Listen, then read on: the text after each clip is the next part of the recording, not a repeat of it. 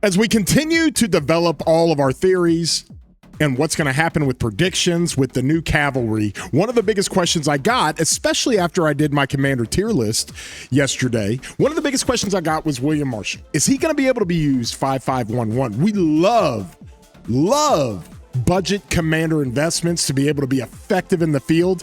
And after the Ivar situation, I am not counting anything out. So we're going to look at William Marshal, and we're going to talk about if this guy is an option at 5511. And we're going to give you an option that might even be better if you're really considering doing this. So stick around while we go through it all right now.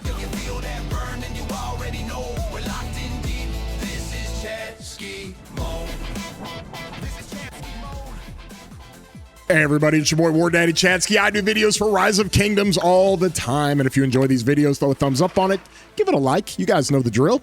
Helps out the video, helps out the channel. If you're not subscribed, consider doing so, and hit that bell if you want to get any alerts when I put out content like this. And we are in the middle of our August video giveaways, where I give a $10 flux for every single video. All you have to do to enter to win is put a comment down in the comment section. And from our previous video, I'll have a card in the top that talked about the commander investment tier list. Lakotas puts this up here. Chatsky is always be closing. ABC, baby. Always be closing. Always be closing. This is a sales tactic we use in business. So that's a nod to what? Glengarry Glen Ross movie? There you go. Dude can sell the rock. Sling it. Well, I am one of the advocates for Rise of Kingdoms, and it's what I love to do. And Lakotas, you win the $10 flux. And if you guys want to enter for your chance to win next video when I do the announcement, just comment down below. And plus, this is a cool video to comment on because we're going to talk about William Marshal, right? And William Marshal, when he came into the announcements over the weekend, that was one of the first questions I got, but we had so many things we had to talk about with Ivan that we didn't go too far into 5511. I think I made the comment. I don't think you want to look at that. But let's look deeper at what he does, okay? Because the active skill is always going to work. Whether you're in the field, whether you're in the garrison, rally, whatever, doesn't matter what kind of troop type it is, doesn't matter what kind of troop or a commander it is, conquering or a garrison, it's always going to be able to use their active skill in the field, okay? And so you have a rage requirement of 1,000.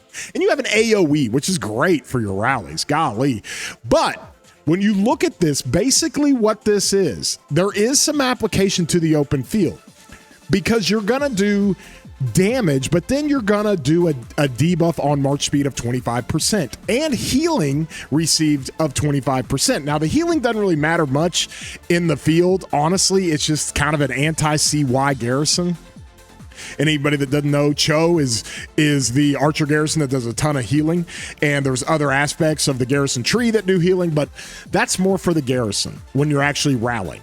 But the march speed of 25% mitigation is a field situation, but it's not really that big of a debuff. We have so many commanders already doing march speed mitigation. It's okay and it works, but 25%, not a huge deal. We got commanders like, golly, we've got commanders like Luce. Oh, God, Luce, he's so good. I go to Luce like, he's like Attila. I go to Luce like every single video, but he's got a 40% slow, okay? So that not really a big deal for William Marshal.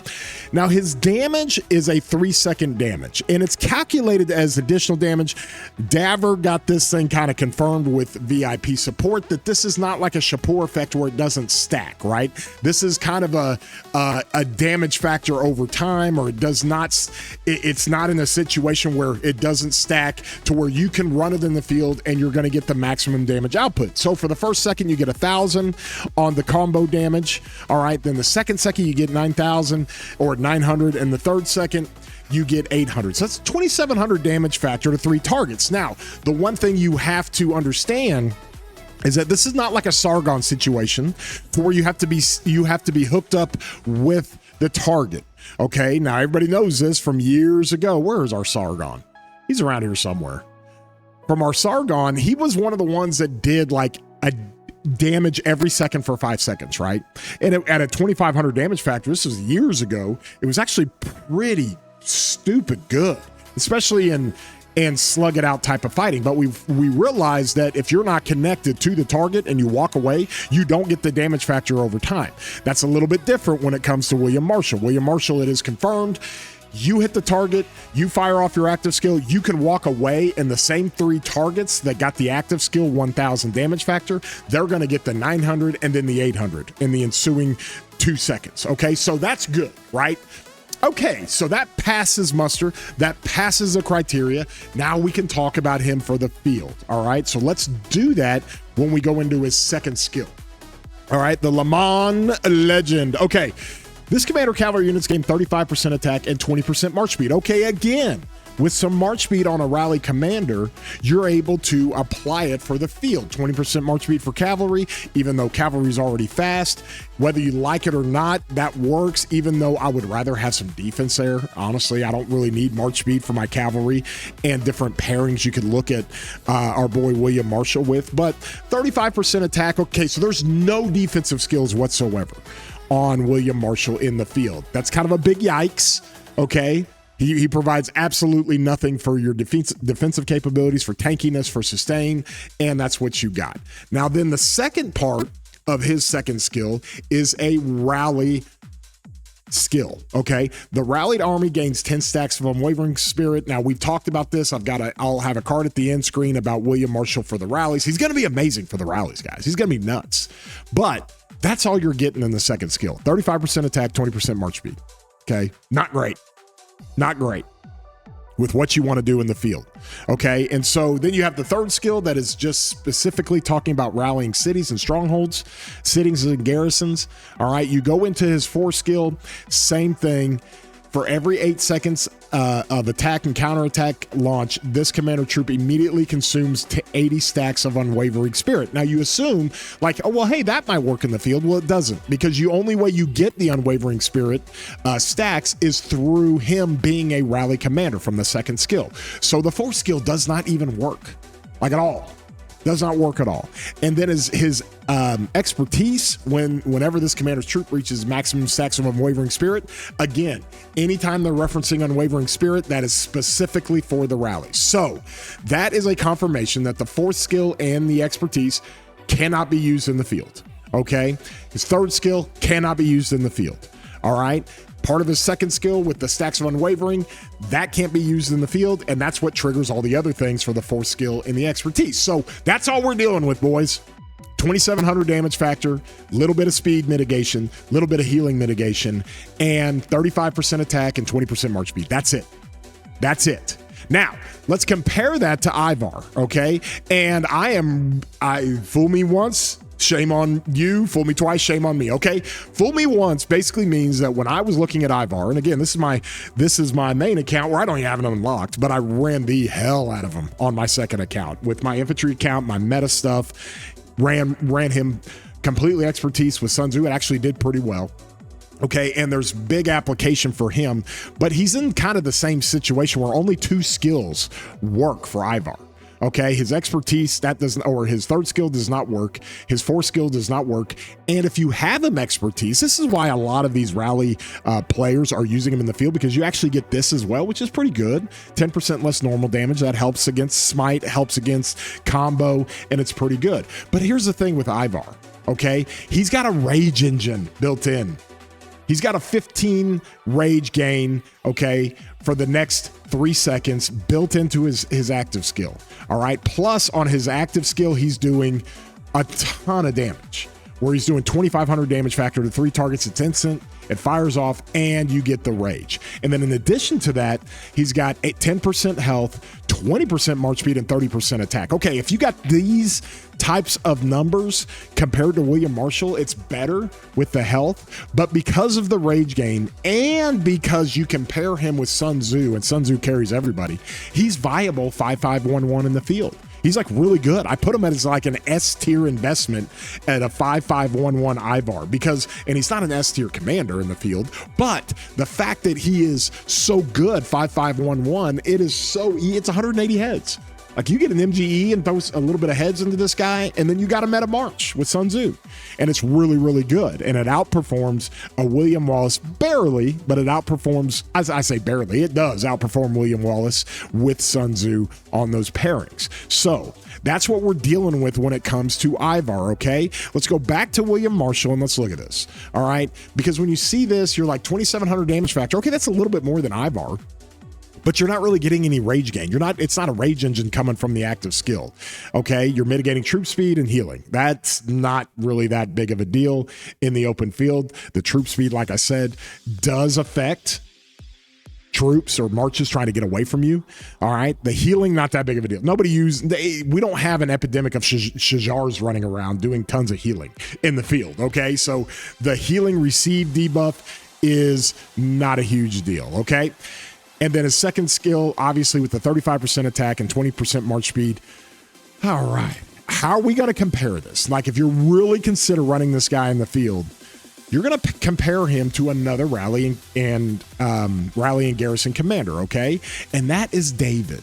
Now, you guys know me. I run 3 cavalry. I love running David in the field, all right? Let's compare William Marshal to David, okay? David, first and foremost, does 2,800 damage factor to 3 enemy targets, okay? By comparison, with William Marshal, it's a little bit more, okay? He actually does more damage than William Marshal.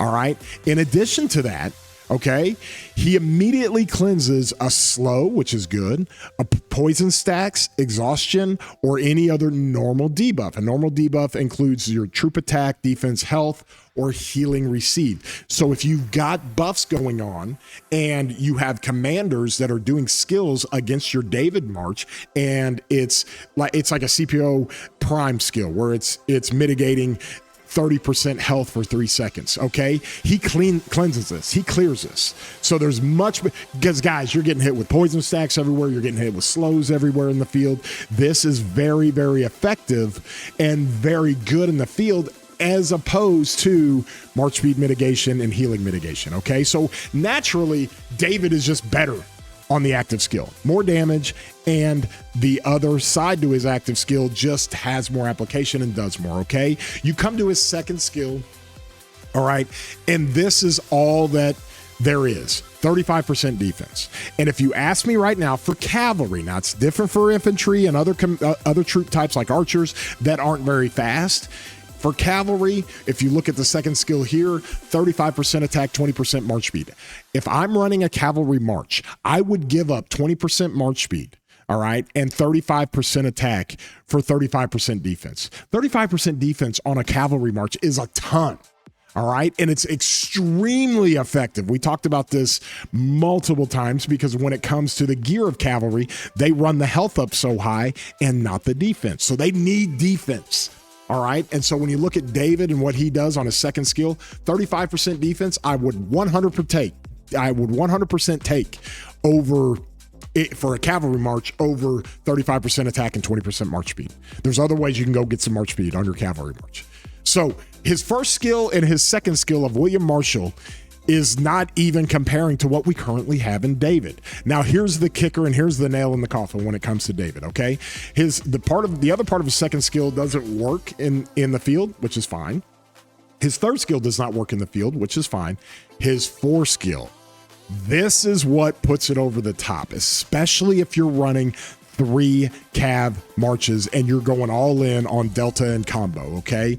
Whenever this commander troop uses an active skill while attacking a troop on the map, now it can be a rally or it can be a troop march on the map, the target takes 40% more combo attack damage for the next 3 seconds. Cooldown of 5 seconds. This fires off every active skill. Every active skill, you're putting a 40% combo attack damage debuff on the target. That is an insanely good debuff for your cavalry marches, okay? You would much rather have that. So on the surface, you're looking at this and you're comparing this to William Marshal.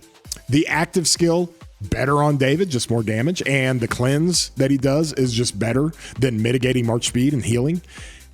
You'd rather have defense than the attack here on William Marshal and the march speed. And then William Marshal has literally nothing else, has literally nothing else that works. Like nothing else that works. Meanwhile, David has this going on. So if you guys are looking at a situation, now here's what's interesting about David. You're like, Chatsky, that's his fourth skill. I can't get him 5-5-1-5. No, you can't. You run him 5-5-1-1. Same kind of minimal investment we talk about. Get these two skills, 5-5-1-1. And then the interesting part about this is that even at level 1, you're getting a 20% combo attack damage debuff, which is good. It's like really good. 40% is off the charts. 40% is like in-game meta stuff. All right. So you get great value out of just having this 4 skill unlocked. So I do not want to entertain anything. And this is with me coming with crazy caution because I was wrong on Ivar initially. Okay. And I looked at William Marshal heavily. Like, what can we look at with this guy to run him 5-5-1-1? And guys, we already have it. And maybe players are coming into the Cavs and saying, hey, I'm running more Cav marches. We've got Ivan coming into the game. We've got different things with Attila Achilles. We've got Gang and Arthur and all these different commanders. And so if you're getting into the cavalry game and you immediately want to say, hey, I want to get the max value for my gold heads, William Marshal is not the play on a 5-5-1-1 budget situation. Okay, he is not the play. David is. David 100% is. I run David with 3 Cav marches. All right, and I'm one of the highest end Cav players in Rise of Kingdoms. And I love running this, and I love running it with 3 marches when I'm doing combo everywhere. With even more combo coming with Ivan, I want to run this in the field, 100%. I think, honestly, the marches I'm going to use, if I'm using 3, are going to be Arthur with Ivan, okay? I'm not splitting up my Attila Achilles. It's the best Cav march in the game. Arthur with Ivan will start to rival that, guaranteed. And then I'll just put Gang with David. You know, Gang wants a bunch of combo damage to maximize his healing, and I'll just run Gang with David. I don't even care. I'm using that for the debuff and the trades even. Great. Because my other marches of Attila Achilles and then Arthur Ivan are going to trade insane, and I'm only enhancing them if I got David in the field and I'm putting that combo damage debuff on it. And even if you're 5-5-1-1, you've got this at a 20% clip instead of 40%, which is still good. It's still really good.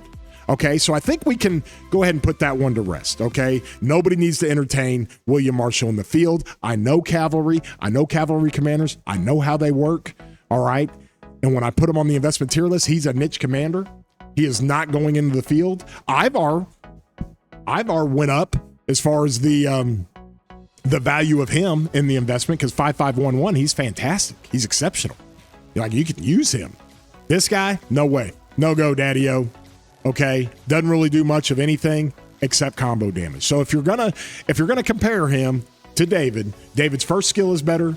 David's second skill with the 35% defense is better. And then from that alone, David's better to run in the field. And then you add his debuff, which is fantastic. It's just extra benefit if you're comparing him to William Marshal. So that's your takeaway from today. Nobody entertain this, all right? If you get an MGE and you don't have William Marshal or David and you want to get one of them to run in the field, just go grab David, man. Don't touch William Marshal unless you're going to rally, okay? That is his specific purpose. He is rallying. That's it. Okay. And so from that standpoint, if you guys enjoyed this video, throw a like on here. If you're not subscribed, like I said, consider subscribing. It does not cost you anything. And get down in the comments. Let me know what you think. And you'll also be entered to win for the next video when we do our $10 Flux giveaway. Whew. We hope you have a good morning, good afternoon, good evening, wherever you may be, fam. And we'll see you later, broskies.